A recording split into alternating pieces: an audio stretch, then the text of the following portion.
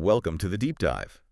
We're the place where we dig through some really interesting sources to find those bits of knowledge you need to be genuinely well-informed and maybe even a bit surprised along the way. That's the goal. Today, we are jumping into a topic that, well, it might seem like a strange mix at first glance, but trust me, I think it's going to reshape how you think about value, about investment.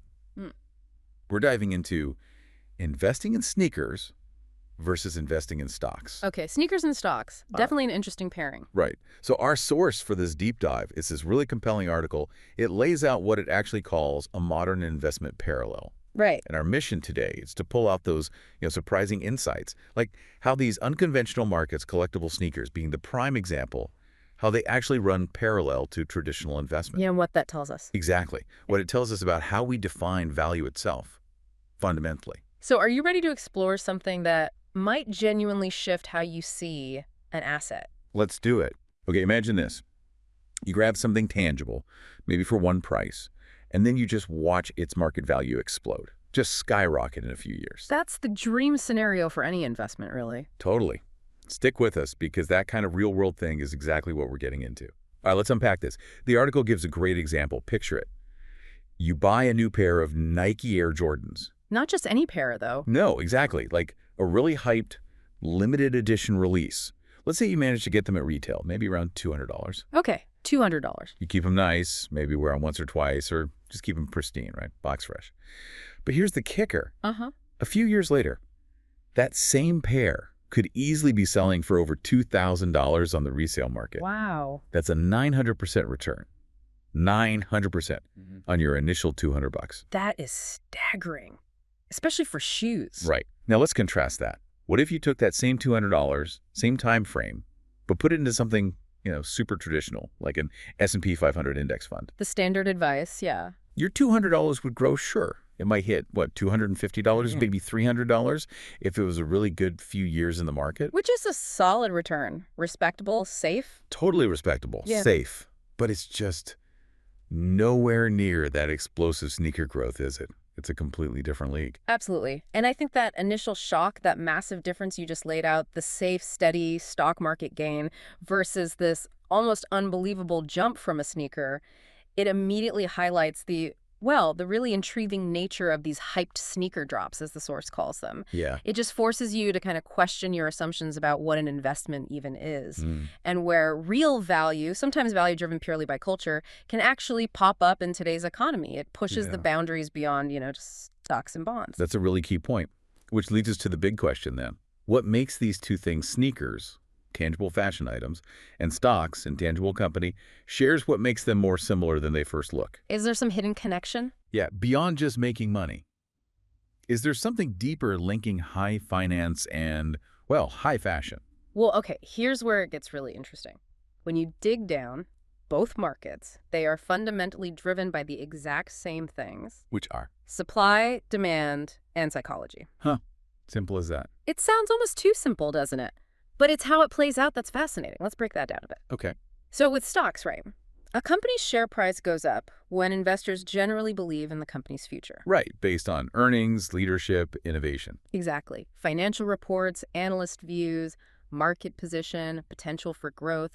People look at the fundamentals, they project, and if the belief is strong, they buy. Price goes up. Standard enough. And sneakers. Now sneakers. The price shoots up when collectors and fans believe in the cultural value of owning them. Cultural value, not just like how comfy they are. Not primarily, no. It's about the brand story, the limited numbers, maybe a huge celebrity wore them, the design itself, the hype around the drop. Narrative. Precisely. Yeah. And social media just pours gasoline on that fire, right? Online groups build urgency. A celebrity picture goes viral, and suddenly it's this must-have item. Scarcity, real or manufactured, meets intense desire. So people believe owning them gives them status or connects them to something cool. Yes, or it's like owning a piece of wearable art, and that intense desire hitting limited supply, prices just explode. Wow. So in both cases, blue chip stock or limited edition sneaker, it boils down to this. Perception creates price. Perception creates price. It's not just the materials or the current balance sheet. It's the collective belief, the story the market tells itself. That's where the value really comes from. That idea, perception creates price, really clicks. It makes so much sense. It's like, think about a famous painting, right? Okay. The canvas and paint, worth almost nothing. A few bucks, maybe. But the painting itself sells for millions. Why? Artist reputation, the history. Exactly. The legacy, the rarity, the story, the collective agreement that it's a masterpiece. That belief, that shared perception, turns basic materials into a huge asset. It's the same psychological engine running underneath. Right. Whether it's shares in some cutting-edge tech firm, a timeless piece of art, or, yeah, a really sought-after pair of Jordans, the market runs on a shared story, and that story is the value. But, okay, there's always a but, isn't there? There has to be a catch. Oh, there definitely is. While those drivers might be similar, the day-to-day reality, the risks, how you actually manage these things, that's got to be different. Worlds apart in some ways. So let's get into that, navigating the minefield, as it were. What are the big differences, the risks? Absolutely crucial to understand this part. The parallels are cool, but the risks, that's where sneakers look, well, far riskier, as the source puts it, compared to diversified stocks. Why specifically? Okay, first off, the obvious one. Physical vulnerability. Stocks are digital entries, right? They don't get moths or water damage. Right, safe on a server somewhere. Sneakers, they're physical things. They can get damaged easily. A scuff, a spill, humidity, sunlight, boom, value plummets. Coffee on your laptop screen is one thing. Coffee on your $2,000 collectible sneaker. Is a disaster, yeah. And just storing them properly costs money too. Special boxes, maybe climate control, insurance even. That eats into your profit. That's the point. What else? Then there's trend dependency. This is huge in fashion. Yeah, fickle. Extremely. The stock market has cycles, sure, but it often runs on longer-term economic trends or company fundamentals that can last. Sneaker trends, man, they can die incredibly fast. What's hot today is not tomorrow. Exactly. What everyone desperately wants now could be totally forgotten, even seen as uncool, in a year or two. So the resale market can suddenly cool, and you're left holding the bag, or, well, the shoe, makes predicting long-term value way harder than for, say, a broad index fund. Okay, so physical risk, trend risk. What about actually selling them? Liquidity, massive difference. Selling stocks Easy. Few clicks. takes seconds, right?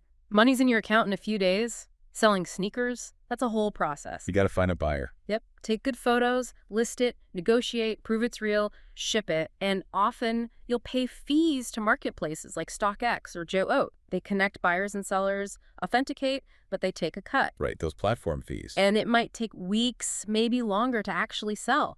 Plus, think about diversification. An S&P 500 fund holds hundreds of companies. Risk is spread out. One sneaker, that's an incredibly concentrated bet on one specific item, one specific trend. It's the opposite of diversified. Super high risk in that sense. Totally. Add in the constant worry about fakes. Counterfeits are rampant and can instantly make your asset worthless. So yeah, while both have risks, stocks are generally safer in terms of just holding their form and way, way easier to turn back into cash quickly. Okay, that paints a much clearer picture of the risk side. It really shows how different they are practically, even if the value psychology is similar. Yeah. So what does this all mean for us then? For the listener thinking about value, it can't just be about shoes versus shares, right? No, you're absolutely right. The bigger lesson here, the takeaway from the source, isn't just buy sneakers or buy stocks. It's about cultivating a different kind of investment mindset. How so? It's about seeing investments everywhere, developing that mindset of recognizing value in overlooked markets. We get so focused on Wall Street, traditional finance. Right, the official places to invest. But value creation, it happens all over, often in these niche markets driven by passion, by culture. Like sneakers. But what else? Well, the article touches on this. Think about vintage toys. Oh yeah, like old Star Wars figures. Exactly. Or first edition Pokemon cards, stuff that collectors go crazy for, paying huge amounts. Or even rare vinyl records. Certain pressings, specific artists, huge demand, rising value. Classic cars, comic books. Art, definitely. Even things like rare scamps or coins. Maybe even digital collectibles like NFTs were for a while. Again, scarcity and belief driving value. The core principle is the same across all of them. Yes. Desire and limited supply. You got it. If people desire it and supply is limited, value grows. It's basic economics playing out in unexpected arenas. The real insight is learning to spot those elements. The passionate community, the scarcity, the strong cultural story. That's like a new lens for seeing how value works everywhere. That really does shift your perspective. Makes you look around your own house differently. I mean, I just saw sneakers as shoes, never as potential assets. It makes you think. So the next time you walk past a shoe store, maybe, Yeah. or you see one of those online drops with everyone going mad, Yeah. you see that long line, people camping out, frantically clicking. Remember, they're not all just buying shoes to wear. Some of them, they're buying an investment, They're participating in a market. a real dynamic market Yeah. driven by culture, psychology, and yeah, real money. It definitely makes you look at everyday stuff in a new light. And that brings us to a really important dose of reality here, a necessary counterpoint. Because just like the stock market, Where some win big and some lose. exactly the same happens here. Some people who get into these hype drops, they will win big. Maybe they hit that 900% return. They got in early, they knew the culture, maybe just got lucky. Right. But, and this is critical, many others will be left holding a very expensive pair of shoes nobody wants. Ouch. When the trend dies. When the trend dies, the market cools. Or maybe they just bought at the peak out of FOMO, fear of missing out. Yeah, chasing the hype. It really underscores the speculative nature of chasing that explosive growth. It's a gamble. An educated one, perhaps, but still a gamble. The highs are high, but the lows mean you're stuck with something costly that nobody desires anymore. And I guess the pros, the resellers with bots, Yeah. they make it even harder for regular folks. For sure. They often snap up the limited retail supply, which just pushes the resale prices up immediately, making the entry point riskier for newcomers. It's a tough game. Wow. Okay, so this deep dive has definitely given us a lot to chew on. A really fresh look at value. We've seen stocks are, generally speaking, safer, more liquid, steady growers. Sneakers, definitely riskier, more volatile, tied to cultural whims. Very much so. But maybe the biggest takeaway, for me anyway, is that both remind us money isn't just abstract numbers. It's not just digits on a screen. It's connected to us. Yeah. It's deeply tied to culture, it's driven by our collective psychology, and fundamentally, it's about belief. Our shared belief in something's future, or its coolness, or its story. That's what gives it market value. Which, this raises an important question, something for you, our listener, to think about. Yeah. How might understanding these drivers, the cultural forces, the psychology, the power of belief, how might that change your own view of what makes a worthwhile investment? Good question. If you strip away the usual labels, think beyond stocks and bonds, where else might you spot value hiding in plain sight? In any market, maybe even in something you already own or something you're passionate about. That is a fantastic question to end on. Really makes you think.